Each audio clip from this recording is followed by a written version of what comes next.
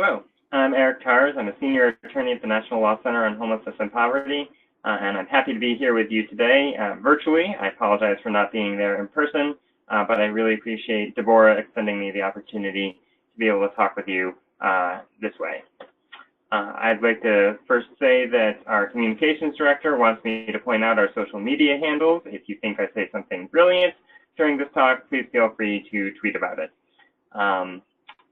I've been doing this work for more than a decade, and I want to start out with one very key message. Homelessness is a growing but solvable problem, and as the theme of this conference says, it'll take the actions of all of us, working from the national to local level, bridging in partnerships to solve it.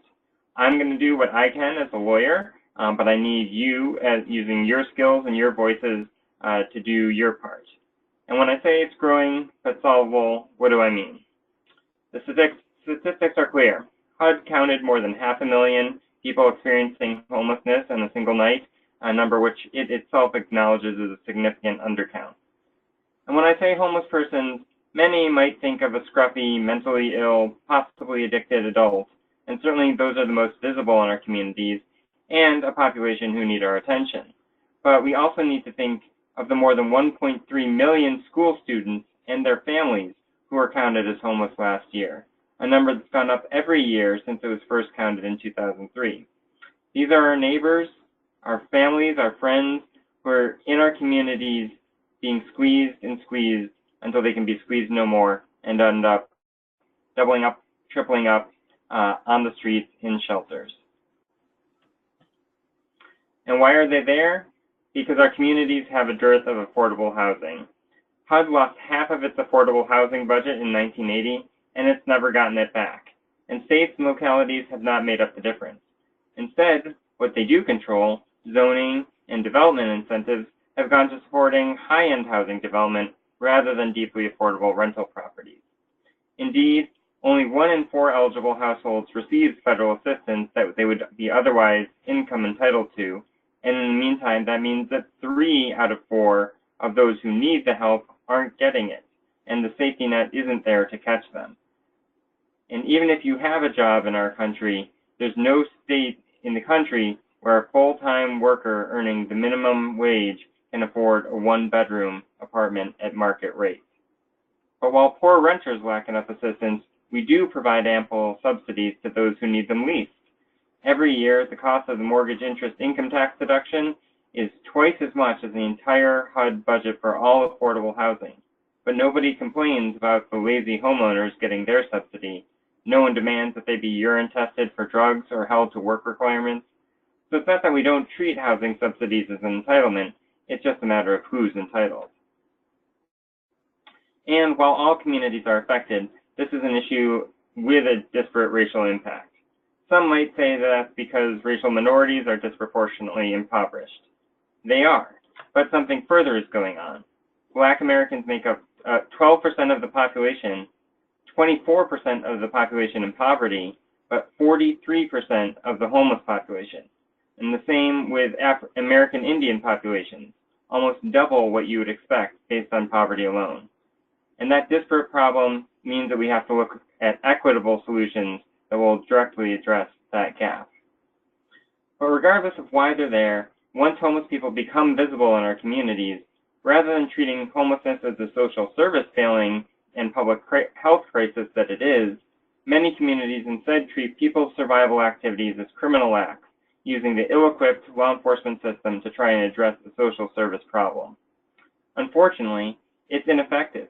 If you can show me a city that's banned camping and eliminated homelessness and resolved the underlying need for people to be camping in the first place, I'd be happy to see it.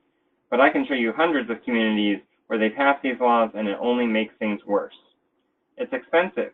When you pick up someone and throw them in jail for camping, that's $120 a night in the county jail. Most homeless people can't pay bail, so they sit in pretrial detention for weeks or months. A week in jail at $120 a night could pay for a month of an apartment.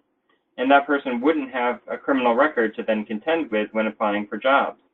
But yet we choose the former rather than the latter because the costs are hidden, and part of our job is to bring them out. And, as we'll talk about later, it's often unconstitutional, and we've got a long track record of court cases saying as much. Even emergency shelter is lacking in most communities, and while it can play an important role, emergency shelter is not a permanent solution to homelessness, and in many cases, it's not even available due to restrictions based on age, on status as a couple, if somebody has a pet or a child, or for many other reasons. And because of the lack of other options, the number of people who are improvising their own solutions is increasing rapidly. We documented a 1,300% increase in the number of unique homeless encampments reported in the media over the past 10 years. Cities are responding to the growth of these encampments, but far too few are providing constructive approaches. And most, in fact, do not require any notice before they sweep or any storage of belongings if people are out while a sweep happens. And only a handful actually provide an offer of alternative housing or shelter. Instead, we see many communities responding by simply trying to make it impossible for homeless persons to shelter themselves, even as these Denver police did, ripping the blankets off of campers in the middle of the winter under the excuse that they needed to seize them as evidence of a crime, the crime being that of trying to survive on the streets in the winter. And it's getting worse.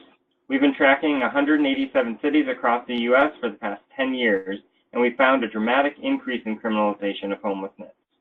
These laws range from bans on sleeping or camping on the streets or in vehicles to simply sitting or resting or even standing, loitering, loafing, and begging and panhandling bans have also jumped. There's many other ways that homelessness can be criminalized as well, from status offenses just for homeless youth to other police actions that use the threat of enforcement to move people out of public spaces.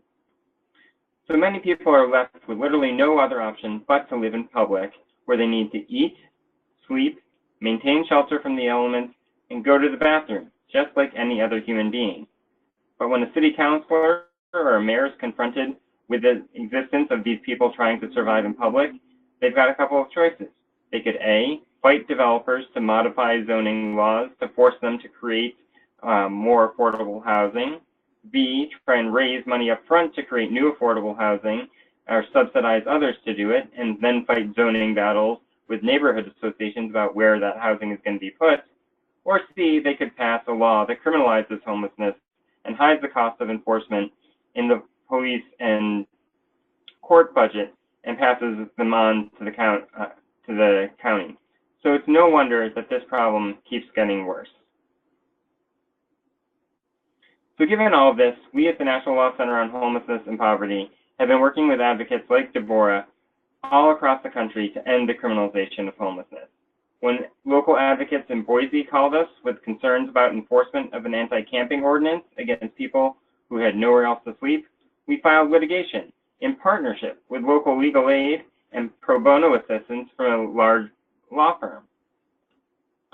As the case wound its way through the courts, we also advocated at the international level, getting international human rights officials to express their concern and make specific recommendations, including that the federal government should take a stronger enforcement role in abolishing these practices. We used that then to advocate with the Department of Justice, and in 2015, the federal DOJ submitted a statement of interest in our case, Bell v. Boise, in which they supported our position that criminalizing sleeping or other basic human behaviors in the absence of an adequate alternative violates the Eighth Amendment. This got huge media attention, and in turn, we were able to help others in cities far away from Boise use this filing to help oppose criminalization in their own communities. But rather than fight these ordinances one by one, we're also trying to take a more proactive approach. Many states are now considering homeless bills of rights to say that communities shouldn't engage in a race to the bottom, trying to penalize homeless persons for living there, but that they should come up with solutions to homelessness that respect the rights and the dignity of those living on the streets. Deborah came to us for help on just such an effort in Delaware, and we were happy to join her on phone calls with state officials, come and testify at hearings, and march in the streets with her. We recognize as a national legal organization, we can add an important voice to the local ones, but at the same time, we can't be carpetbagging in everywhere with our liberal DC agenda And we need the grassroots groups to lead the campaign and demonstrate that these concerns are homegrown, and we at the national level are supporting as best we can. We've also tried to prime the pump for people reaching out on this issue. For the past 4 years, HUD's Continuum of Care funding application has told communities that prevention and reduction of criminalization of homelessness is worth up to 2 points on their applications, and these points do matter. This incentivizes the service providers who might otherwise want to sit out on the political conversations to get involved. We've also partnered with other federal agencies to put out guidance to help us reach out to different groups. The Department of Justice's COPS division put out an excellent newsletter for law enforcement talking about steps that they can take to end criminalization of homelessness. The U.S. Interagency Council on Homelessness has put out guidance on ending homelessness for people living in encampments that you can use to help make allies everywhere from the police to public health or sanitation agencies. The good news is that there are an increasing number of examples of communities that are doing the right thing. In Charlotte, North Carolina, the city created a new Housing First facility, and they measured the impact it had on reducing arrest and jail time, as well as healthcare costs. The study found that the facility saved close to $2 million in its first year alone. In Philadelphia, Project Home got the city to donate an abandoned part of one of the main subway stations to become a new day shelter and a service site for homeless persons living downtown. And it's already making life better, both for homeless persons it's serving directly, but also for the commuters and the businesses in the train station. These are real win-win solutions. And we have best practices and principles derived from interviews with government officials and people experiencing homelessness and national and international law on how to address homeless encampments, along with numerous other case studies of better approaches to encampments in our 10th Study USA report that you can get on our website. So, as I said, homelessness is a solvable problem, but how can you put these solutions to work to help end homelessness in your community?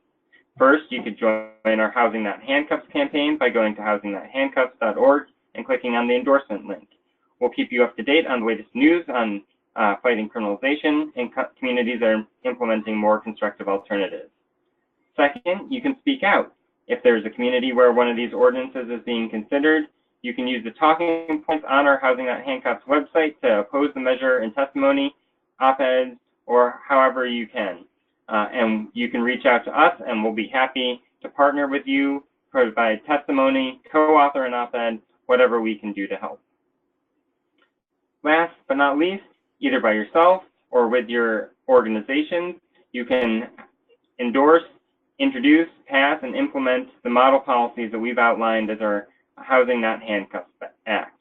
These policies address shortening homelessness by stopping criminalization, preventing homelessness through increased renters' rights, and ending homelessness by both addressing the supply of affordable housing and looking at people's income, in particular, living wages and disability payments linked to housing costs.